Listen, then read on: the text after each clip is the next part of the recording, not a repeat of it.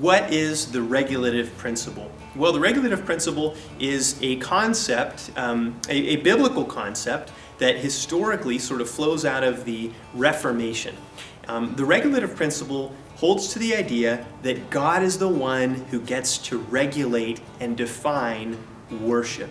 That God is the one who gets to say, this is how you should worship me. So where do we find out how God wants to be worshiped? Well, it's in His Word. It's in the Bible. And when we look at the Scriptures, we see that there are certain things that God commands the church to do when it gathers together.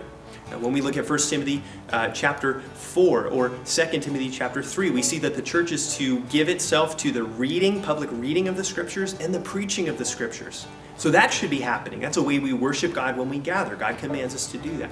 When we look at 1 Timothy chapter 2, we see that the church is commanded to pray when it gathers together. That's another aspect of our worship.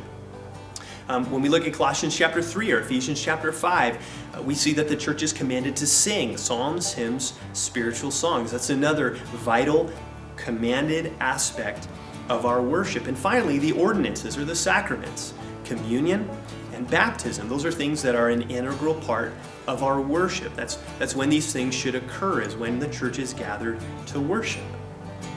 Now, there's another principle of worship that many people today, and in America especially, apply to, called the normative principle.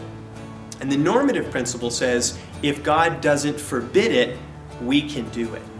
And that's why in a lot of churches today, you'll find things like skits or plays or dance routines being done in the worship service. Now, the regulative principle, of course, would say those things aren't commanded and we shouldn't do them. Now, why is the regulative principle so important? Well, really, when we look at the Bible, we see that God is deeply concerned with how He's worshipped.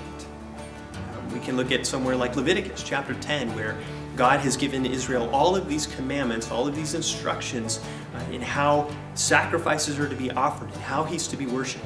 And yet Aaron's sons, Nadab and Abihu, who are priests, decide to offer unauthorized fire, unauthorized incense to God. In other words, Nadab and Abihu decide to worship God the way they want to. Or we could look at King Saul, who is not authorized to make a sacrifice, but decides, well, this would be a good thing for me to do, and he's chastised for that. Obedience is better than sacrifice, he's told. And so God cares deeply about how He's worshipped. And He doesn't give us the permission to invent new ways of worshiping Him, but rather He gives us the way that He, in His divine wisdom and goodness and glory, desires to be worshipped. And so the regulative principle really just says, let's worship God how He's commanded us and be content with His wisdom in that.